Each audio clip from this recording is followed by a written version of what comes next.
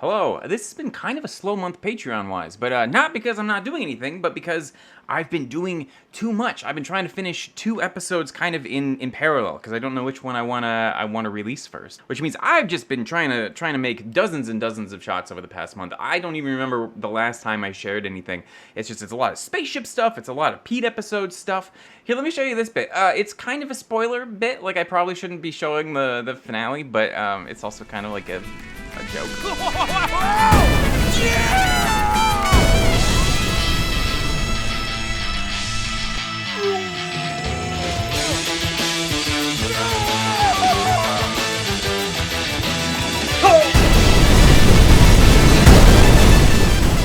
The only real thing of note in there is the crazy light trails, which are from a tutorial by David McSween, which I think I've already linked to, but I will link again just because it's such a crazy cool effect. And I'm still doing a whole bunch of stuff trying to wrap up the Josh episode. Again, I don't even remember the last time I showed you guys anything. It's coming along.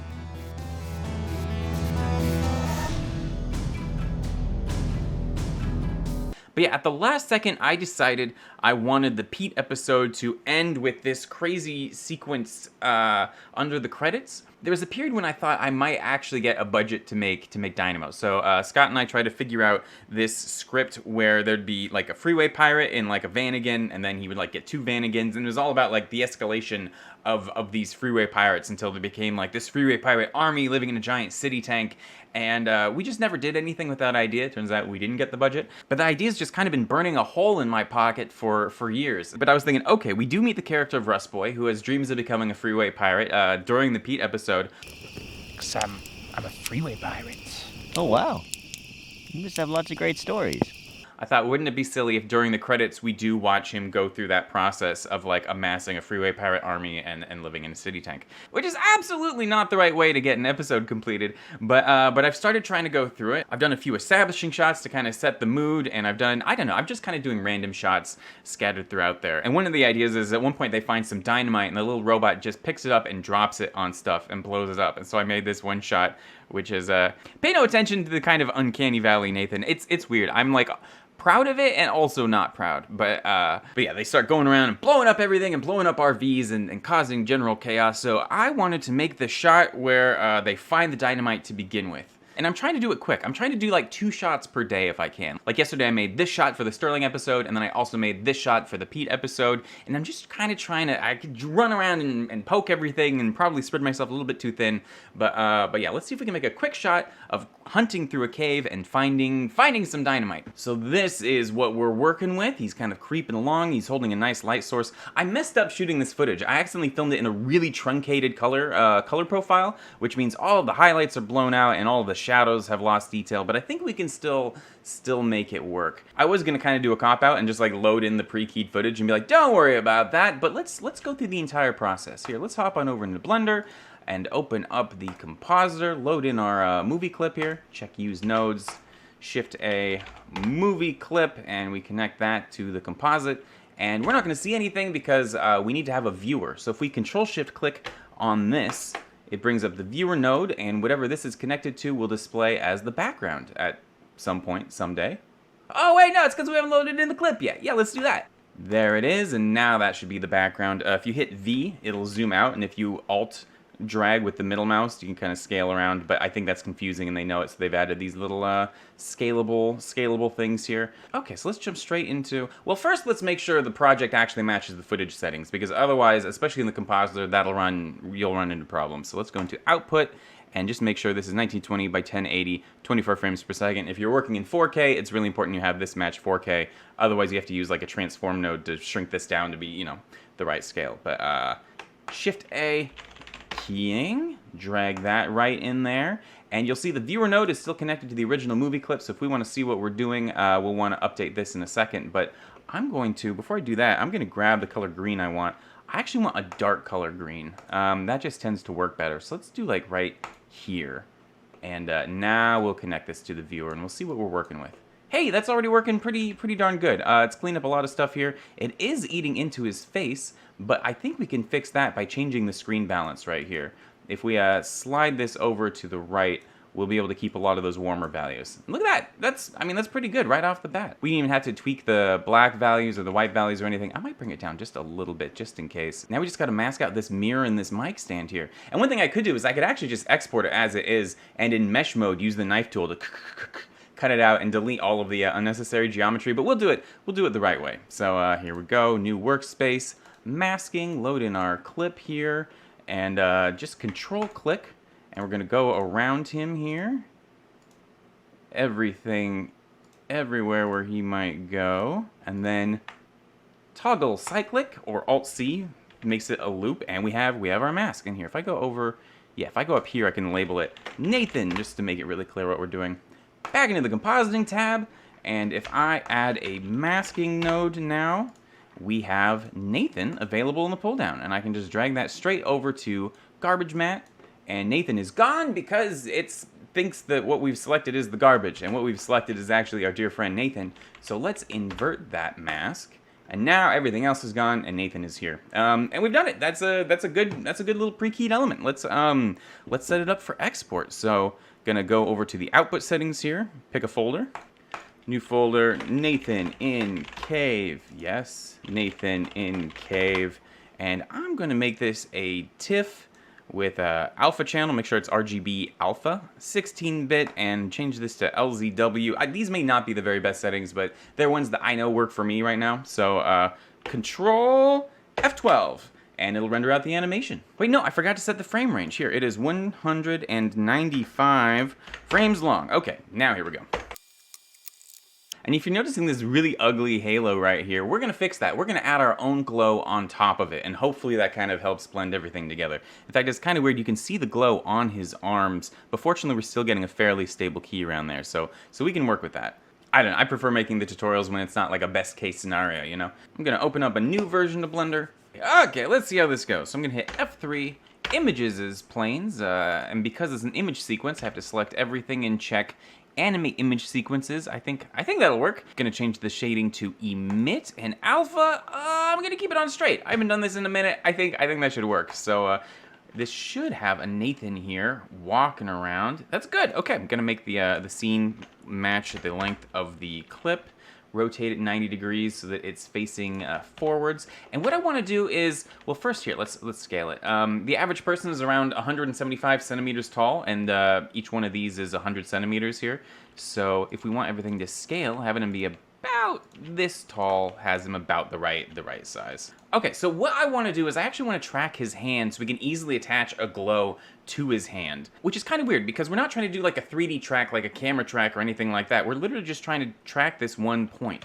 And to do that, we're going to add a camera here, and I'm going to line it up so that the footage fills the entire view of the camera. And I think that's all of the setup that we really need to do for this effect to work. All right, so now I'm gonna go into motion tracking here, load in our clip, select everything, open clip.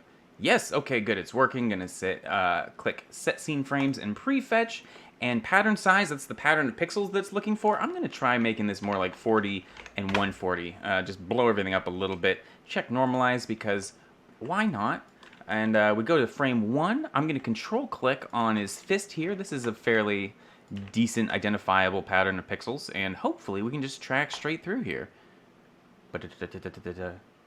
Cool. Now at one point he raises his hand and it gets in the way of the tracker here, and so I'm gonna delete everything after it starts to get on the fritz, like right here I think, and that deletes everything after this point. And then I'm gonna go to later when we see it again and just reline it up and track till the end. And I'm just gonna assume that this area here in the middle will be fine because we're just attaching glow, so we have a little bit of fudge room. So the way to get this track into the 3D scene is we're gonna go over into Solve with this selected, go under Geometry, and just click Link Empty to Track. And now we have an empty here. Here, let's go into EV View and go into Rendered Mode, and you can see the track is exactly where we want it. Here, I might scale it down a little bit. And this is cool because it's what I'm very familiar with from a 2D workflow back, working in After Effects and stuff. And this is just this great middle point between being able to, do 2D tracks in 3D space and all of that. You will notice that it only projects to the x-axis of the world. And that's a little bit weird. You can see it's attached to the camera here. So one thing we might want to do is parent this to the camera, and that way we just have the entire clip is kind of this one nice little bundle. But yeah, the empty just floating right here is a little bit weird. But if we click on it, we can see what the constraint that got automatically set up when we clicked link empty to track, automatically put all of this information in. But there's one piece that didn't, and that is the depth object. And if we just select our clip here, it'll just project all the way out to this clip. And now no matter what we do, it'll always be just parented to his hand. I'm excited about that. Okay, let's go back into layout here. And one thing you notice as it plays through kind of slowly, but if you go back, it'll actually play through fast, and that's just because it's loading the clip into RAM. And so sometimes you'll play and it'll be smooth, and sometimes it won't. If your clip is small enough, sometimes it's smooth the whole time. A lot of times I'll actually export like a low-res version of the clip, just so that I can get that immediate high-speed playback. But in this case, I'm just not worrying about it. I'm going to change into cycles, because that's going to be what I use for the final render. And let's see if we can create a nice glow that we can stick over him here. Gonna create a plane, rotate it 90 degrees, kind of stick it in front of him a little bit, give it a new material, and let's turn it into a glow. So slide open the shader editor, delete this, and I'm gonna start with a gradient texture. And if we plug that straight into the surface, you can see we've got our gradient. Gonna change this to quadratic sphere, and it might seem kind of weird that it seems centered around this lower corner here, but that's because the plane has, by default, texture coordinates that go from 0 to 1 on the x-axis and from 0 to 1 on the y-axis, and the gradient is centered around 0, 0. And so what we want to do is we actually want to shift the coordinates over so that it's centered around 0, 0. I'll show you how to do that. I have Node Wrangler turned on. You can activate that in the preferences if you haven't before. Control-T brings up the mapping nodes here. And you can see what I was talking about. If we change this to like -1 and -1, now it's centered around the other corner. So what we actually want to do is just center it around -0.5. Just bring it halfway through for everything. And there we go. Now, right now, obviously, it's going off of the edges of the plane. And I could fix that in a lot of different ways. I could use like a color ramp and kind of just bring this up. But I think actually what I want to do is use a gamma node and bring this up until the glow is entirely within the border here. I might make it something like 6. Yeah. And I'm going to have this power an emission shader here, and maybe go into the strength, which doesn't affect anything, but it does mean now we can add it to a transparent shader. So I'm going to add a transparent shader and an add shader, and what that means is it's just adding the values of this gradient to whatever is visible behind it. It's kind of like it's an add blend mode if you've ever, from a regular compositor. So here we go. Adds that to that. That's looking pretty good. We can change the color here to match kind of the practical glow a little bit. And if we want to change the strength, because this is just mapped between, I think, like 0 and 1 right now, we can bring in a math node, put it in here, and multiply this by whatever we want. So, woo, we got a lot of different glows. I'm going to keep this one nice and subtle. And you can see, because he already has some glow built in, you can see on his arm and all of that, I'm going to put this one here, and I'm also going to duplicate it and put it behind him, hopefully kind of matching that a little bit. In fact, let's add one more glow here, and I'm gonna make it a new material. Let's see, this is a big soft glow, and the other ones can be called small glow. Yeah, there we go. Organization. I'm gonna scale big soft glow way up here, and maybe just tweak the gamma or multiply the value way down, just to get this nice soft fall off here. Here, I'm gonna grab all of these different glow layers and parent them to this empty that we made. Oh, no, accidentally grabbed the footage layer. Control P, parent, keep transformation, and now ideally, as he walks around, the glow just sticks to him, and the fact that like we had a very limited dynamic range and this whole thing looked really nasty doesn't matter nearly as much anymore. Okay, so now let's put him in a cave, and I was originally just gonna kit bash from some random assets that I downloaded off of like Sketchfab or TurboSquid or something like that, but I actually just went on a little road trip with Caitlin through Eastern Washington, which is where we filmed a lot of the original episode, and it has this really distinctive geology to it, and so I was able to get some scans from the original location, so let's just use those instead. Import OBJ, and let's start with cave. This wasn't actually a cave, it was just a kind of an overhang near a waterfall, but I thought it could be useful. And we're gonna have to massage everything to really make it work. But let's get into that. First off, you can kind of tell if the shading looks a little bit weird. That means the normals are a little bit messed up. So I'm gonna click on this and go to geometry data and clear custom split normal data. And now that looks a little bit more normal here. Put a little light in here, and that looks pretty good. Although you notice it kind of looks a little bit blobbish, like there isn't actually that much detail information here in the rocks, but Polycam gives you a little bit more information right off the bat. So I'm gonna duplicate this, make it single user, and I'm gonna load in the normal map that it packs in sometimes. There we go. Connect that to the normal, which will make everything really weird. But if we plug it through a normal map node, and change this from sRGB to non-color, now it should actually give us just a little bit more bump information. And it isn't great. You can see it kind of just adds lumps on top of everything. But especially with certain boulders and things, it can kind of give you slightly sharper angles. So I'm gonna keep this at 1, and I'm gonna do one more thing too, and that's add a bump map, which uses some of the original texture here for just a little bit denser bump. Here I'm gonna drag this into the height and turn the strength down to or the distance down to 0.1. Maybe turn this down, and you can see it looks, it's not perfect, but it looks slightly less blobbish. We'll probably want to tweak it a little bit later. There's a lot of garbage in this scan, so I'm going to get rid of all of that just right off the bat here. I'm gonna scale up this cube and kind of put it in here somewhere. I just don't want to have to deal with all of this bad looking stuff. I just found in general, I'd rather have a smaller scan full of only stuff that really works than a really large scan full of kind of smoothed out, weird, not fully reconstructed stuff like this. So, okay, so we have the cube mesh intersecting with everywhere we want to get rid of from the rock mesh. Go into modifiers, use a Boolean, and select the difference between this and the cube.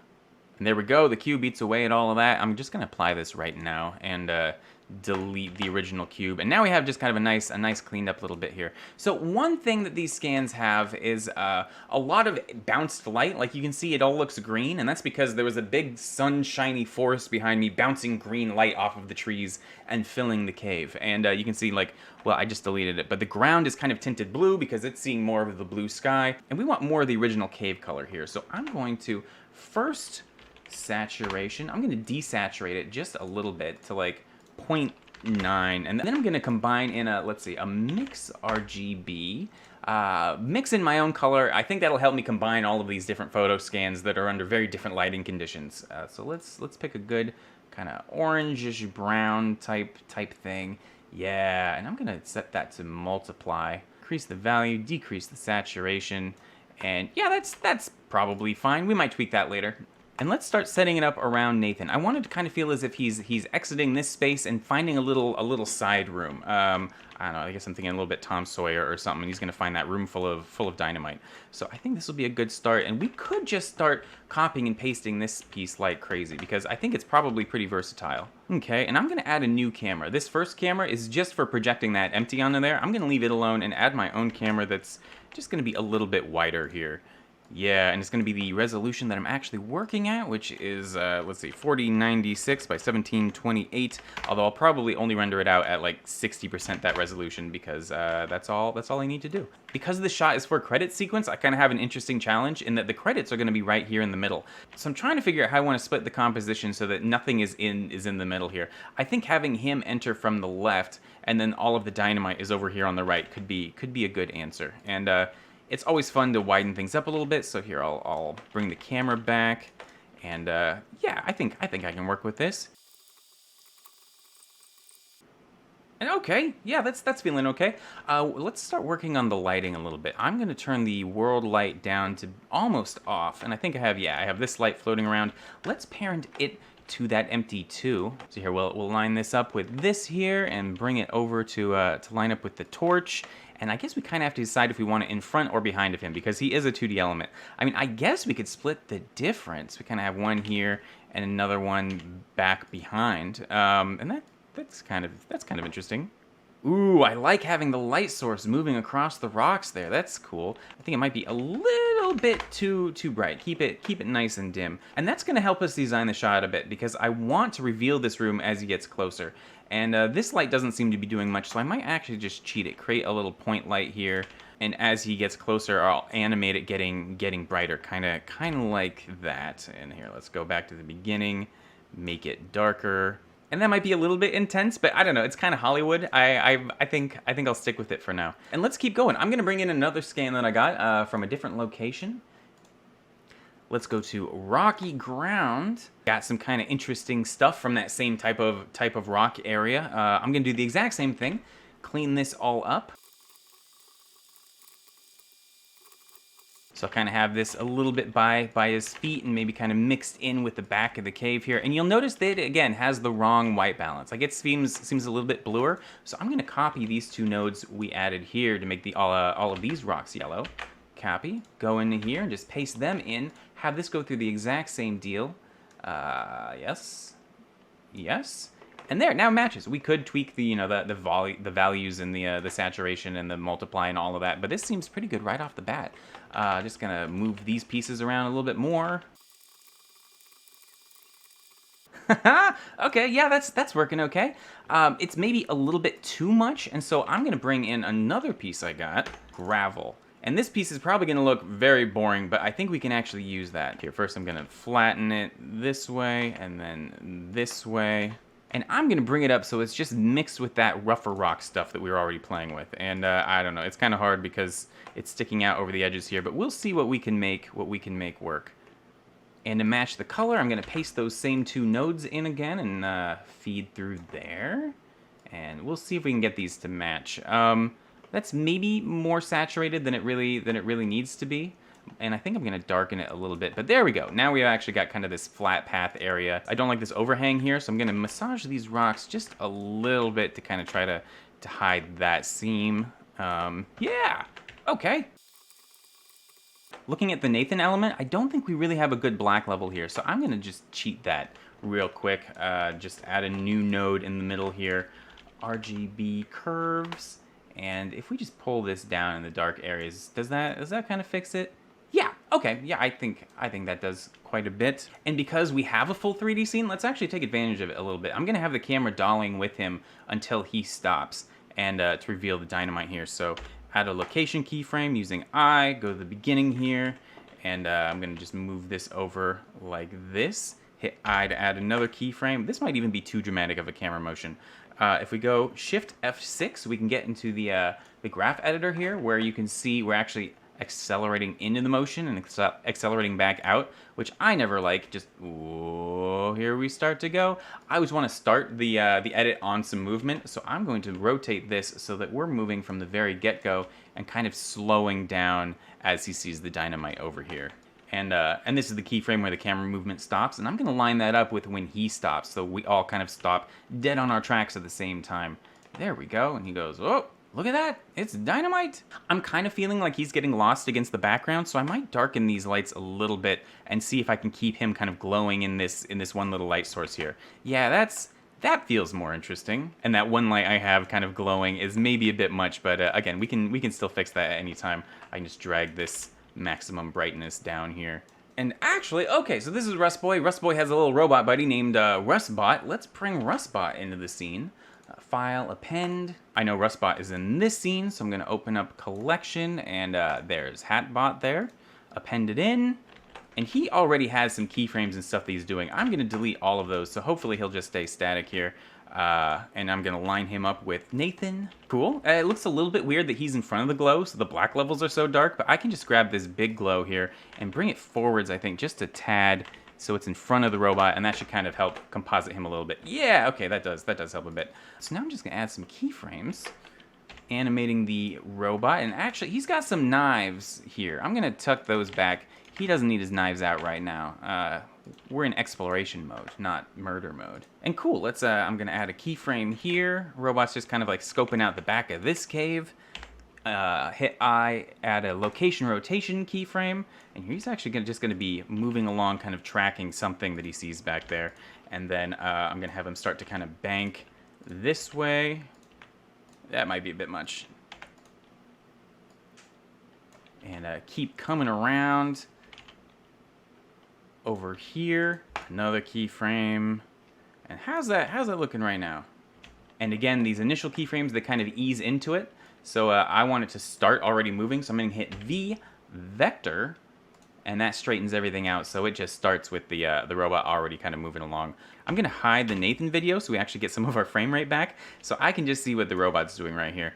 And yeah, he's not looking particularly great. One thing I can do right off the bat, you can see these are animation curves. They're looking just a little bit stiff, and I could go through and just smooth everything out, but we can also change the handle type. I'm going to select everything and hit V automatic, and that, you can see it kind of just, it makes everything just be smoother. If we go to automatic clamped, suddenly we're back where it doesn't want, it tries to keep curves from not extending beyond. But we don't mind if it goes beyond. I didn't articulate that particularly well. I should do an entire video about that at some point. But you can see just already this this feels much better. This little bit right here where he's banking doesn't feel all of that great. But here, I think this is where he's rotating. Let's have him rotate a little bit faster. Select all of these. And cool. And when he slows down, I want to have him kind of rock a little bit. So we'll go from this to that to that. How's that? How's it look? Ooh. Yeah, that's fine. And if we want, we can add in a couple noise modifiers too. Like, let's see. This is the one where he's, this is his Z-axis that says where he is height-wise. Here, we'll go into solid view. If I open this side panel here, and I can add a noise modifier, and now he just jitters, but if I scale it up a bunch and maybe turn the strength down to like 0.5, we might get a slightly more naturalistic result. Nope, that's still quite a bit, isn't it? Here, we'll change this to 0.1. Yeah, now he's just floating just a tad, and I'm actually gonna copy this and find his, I think X rotation? Yeah, like that. And so I'm gonna paste that right onto there too, and offset it a bit. So he's just kind of bobbing just always a little bit. And here, I'm going to turn all of these into light sources, I think. Here, let's select these and that and hit Control-L, link object data. So now, hopefully, whatever we do to this one here should happen to the other three also. That works. Oh, okay, we've got the main lens is also involved in that. So let's hit F3, make single user, object and data and materials. Okay, and now hopefully we can play around with these ones without adjusting the others. I'm going to make sure this is a new material, and I'm going to call it light source. I don't know. It doesn't matter. Open the shader editor here, and instead of glass and all of this stuff, I'm just going to have it be emissive. Plug that straight in. Pow! And now at least we have like a nice little light source. So let's give him a spotlight. Going to add a spot. I'm going to parent it immediately to his empty. Control-P, parent. You can see right now the radius of the spotlight is way too big, so I'm going to turn that down, line it up with one of these lights here, and that means hopefully at the beginning he'll actually be shining on the wall over there, and that's a cool effect. We can still cheat this around. I do want to actually give this a little bit of a texture though. So here, let's check use nodes, and we get the node set up for this light. I'm going to hit Control-T. And load in a texture I think I made. I don't know if I can share this. I don't remember if I made it or if I found it somewhere on the internet. But here, if we go down to, I think, light. Yeah, here's a flashlight texture. I think I did. I'll figure out if I can share this or not, because it's handy. And if you've ever tried to line up a texture with a light source, it's a little bit unintuitive. Here, we're going to change this to normal here. And now we still have to do that same thing where we negative 0.5, negative 0.5. But now it actually has a texture. Here, let's turn up the spot size. We get that full texture going in there. And if we expand it too far, you can see it just repeats. But we're not going to worry about that because we're just not gonna do that. So let's see, maybe like 22. Is that? Ooh, that might be way too bright. I like what it does though. Interesting. If we get Nathan back in there, how does that work? Cool. Okay. I might have the spotlight up too bright, but I think this solves a lot of our problems because he's just going to whip over, and that's how we reveal all of the dynamite. The spotlight is right now hitting the ceiling, which shows that this isn't actually that great of a scan. I might just rotate it down to kind of like just conveniently hide that. Yeah. In fact, if I want, I can actually add some keyframes to animate where the spotlight is looking at, so we can cheat it up for like, let's see, he'll be looking here, and let's have it dart up so it's like he's looking at the ceiling. And we'll go a couple frames earlier, and he's just really checking out this one hole in the wall. Go a couple frames earlier, another one, as if it's just kind of like looking around a little bit. So it goes like, boop, looking up, looking down, swing around. Because he does have such a bright spotlight, we'd kind of expect to see the beam a little bit, especially because this lantern is casting so much of a glow. So let's see if we can add kind of a little volumetric light beam without having to go full volumetric, because that would mean the render time would take forever. So F3, images as planes here, and I have this old spotlight texture I made, which I think I've shared before, but if not, I will share it again. And look at that, we've got a beam. Let's do our same trick here with adding an emissive with a transparent shader. Plug the spotlight texture into the transparent, add an add shader. Oh, nope, I meant plug it into the emission shader, and there we go. Now we have just a nice little beam. I'm gonna scale it on this axis to get it a little bit wider, and actually maybe slide it over in here. Maybe I'll kind of tuck it behind him just a little bit, as if he has like a hidden spotlight that we can't see. That might be a little bit intense. So parent this to the robot's empty right here, and ooh, and actually, I forgot that like we animated where the spotlight goes, and so the glow doesn't match where it's actually pointing. So I'm just going to parent this to the spotlight instead. Ooh, okay, yeah, this all works really good. Now, ideally, we would have actually had the light bouncing off of Nathan, and ooh, it really does draw attention to itself as it whips past him. I might just cheat that here. I'm going to hit I to add a scale keyframe. I'm gonna go a little bit later, add another one here, and as it goes by him, I'm just gonna shrink it so it isn't getting in the way here, like this. And hopefully that'll just kind of look like a weird lens flare or something like that, like it's just a bizarre light artifact instead of something lazy for our convenience. And okay, only thing left to do is add some dynamite here. So let's open up a new Blender project. And okay, we want this to read immediately. So it's just gonna be a crate full of dynamite, like from Wile E. Coyote cartoons, and it's even gonna say dynamite on the side. Just, I want it to be very, very obviously dynamite. So let's try to make a crate here, and I don't know, just kind of put a bunch of boards together. In fact, I might make this middle one a little bit taller just to really give me a big place to say dynamite across the top. Cube, this will be kind of the corner post. There, that's pretty crate-ish. I'm gonna select everything and hit Control B to bevel it, and I'm just gonna add a little bit of bevel here and here. Let's grab, use Control R to add an edge loop. I'm just gonna bend this like that, as if it's kind of old. Yeah, there we go. Here, I might do another one right here. Yeah, that feels natural. Let's give it a wood texture. New material here. I'm gonna call it, come on, wood.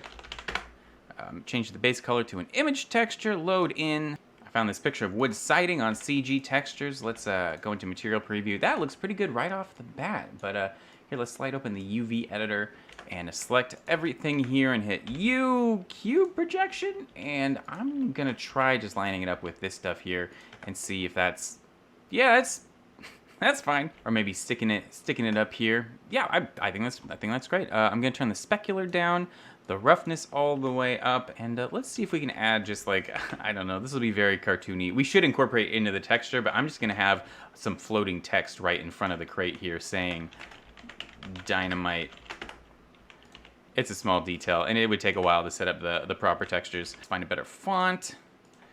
Stencil? Yes, there we go. Stencil regular. That's what dynamite looks like in here. Let's make it, I guess, black. Yeah, that's pretty good. Now let's make the dynamite itself, which is gonna be exactly what you think. A red cylinder. Here, I'm gonna make slightly fewer edges. Yeah, there we go. Shrink it down. Give it a dynamite shape, and let's select both of these ends here and kind of make them set in. Again, I should look at what actual stuff looks like, but this will be fine. Here, I'll bevel these outer rings a little, smooth it out. Cool. Right click, shade smooth. Let's give it some normals, auto smooth. Create a red material that feels sufficiently dynamite-y. Yeah, that's good here. If we want, we can add a little like fuse or something coming out of the end. Again, we're in Wile E. Coyote Town. I just want it to read. Okay, let's give this a good fuse material. Just assign that. Yeah, there we go. No, I gotta make that a little bit smaller, I guess. Yeah, let's put some of these in these crates.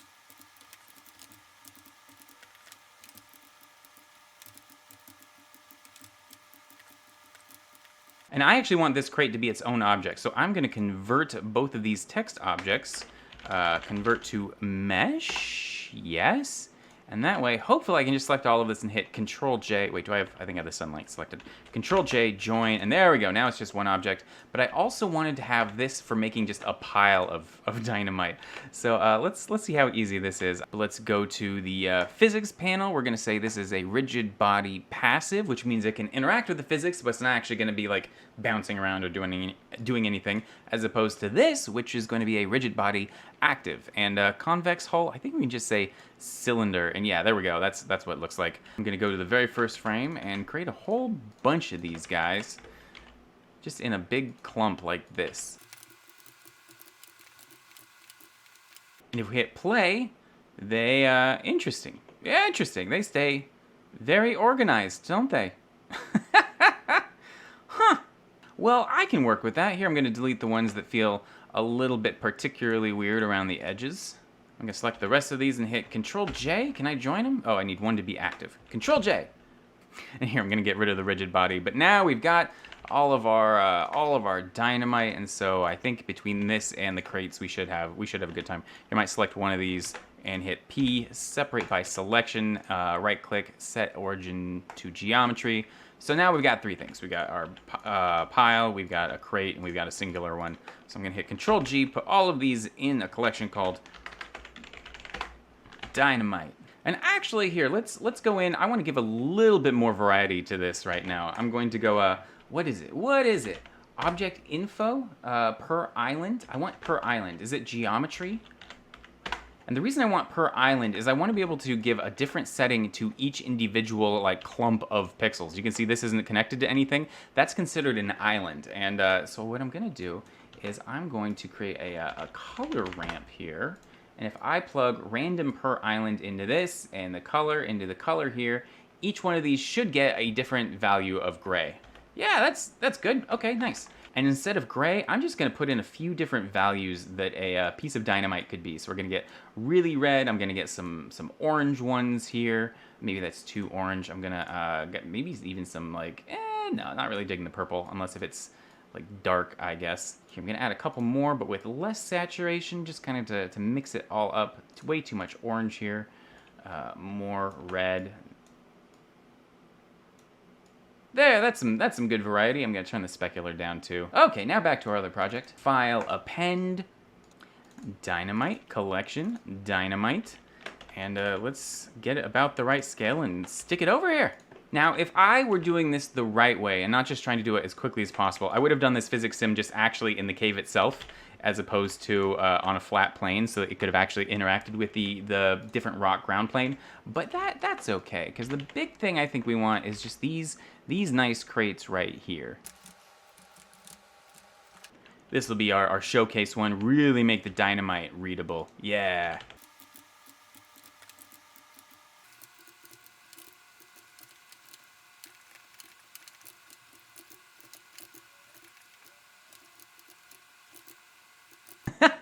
Okay, yeah, that's looking good, and it's sufficiently. It reads. These two guys just found a bunch of dynamite. Here, I'm gonna move this light over to kind of fill up this empty space here. I do want the robot spotlight to be brighter, so here I'm gonna go in here and add a keyframe before it starts whipping around like this, and then once it settles on the crate, I'm just gonna blast it. There we go. Look at this. The subject of this shot is the dynamite. Although looking at it, you can see Nathan and the robot are walking along. Nathan glances at the robot, and it's still a while before he suddenly stops in his tracks and is like, look at this! So I'm going to keep the robot's light off of the box until Nathan actually recoils. So here we go. Insert rotation, and we'll see how well this matches all of the other animation. I'm just going to rotate it like this. And okay, now he swings it down, and it isn't until he aims it up and we see all the dynamite that Nathan stops and is like, oh, look at this. We found dynamite. Okay, all right, that's looking good. All of these fuses are looking a little bit silly to me, so I'm going to select everything by the fuse material. And let's see if we can just, like, individual origins, shrink them all down just a little bit. Yeah, there we go. Bring that glow back in. I think that is a very decent shot. And before I do the final render, let's see. I want to make sure motion blur is turned on, and let's select the camera here. And I'm gonna add a little bit of depth of field just because that can always help blend stuff together. You know, anything that can be blurry is nice. Depth of field, I'm gonna make the aperture super wide so we can see what we're doing. People have correctly pointed out that I can just right click on a point and be like, focus on this point. But because I have so many different transparent layers going on of the different glows, I'm always focusing on one of those layers instead of what I want to focus on, which is where I do it in this method instead. And I just kind of like try to dial it in. Yeah, that's looking good. F-stop of 1. Ooh, and I'm also gonna go down to Camera Shakeify, the Camera Shake add-on that Nathan and I made. I'm gonna try and change the shake to the Wedding, which is the one where I'm actually trying to keep things fairly still, but I'm also gonna turn it way down. And I just like adding this because if I'm doing stuff with, you know, the animation curves, it can feel really sterile. And just this little bit of extra wiggle can make things feel just a little bit more organic. It's really subtle. But now, Control F12, I think we're ready to render it. And this is what I ended up with. This was version 1, and I don't know, there are a few things about it just kind of didn't work for me. Like if you look at him, the black levels and even the brightness levels didn't really work. He just looks very much like a video element that was stuck in there. And I just wanted to fix a couple things about the composition.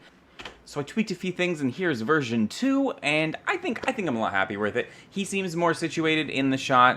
The brights are brighter, the darks are darker. Tweaked the robot's motion a little bit, and I like the reveal of the box of dynamite over here. I think it's funny, but like it still kind of works. Why is it so low res? I don't know. But yeah, that's basically what I've been up to for the past month, is just trying to crank out as many shots like this as I can. Not a lot of particularly fantastic shots, just kind of a lot of like transitional shots to make the story work and all of that. And it's fun, but I do enjoy being able to spend a solid couple days on a shot, like really give something a lot of love, and this kind of feels like just checking as many boxes as I can. It's fun though. I've got a light at the end of the tunnel. I've got 2 episodes kind of being wrapped up in parallel, like I think I was mentioning, and then I get to work on actually finishing the episode that everybody is expecting to come next after having seen the first one. So that'll be fun. Anyways, I hope there was something fun in there, and yeah, I will talk to you very soon. Thanks for hanging out.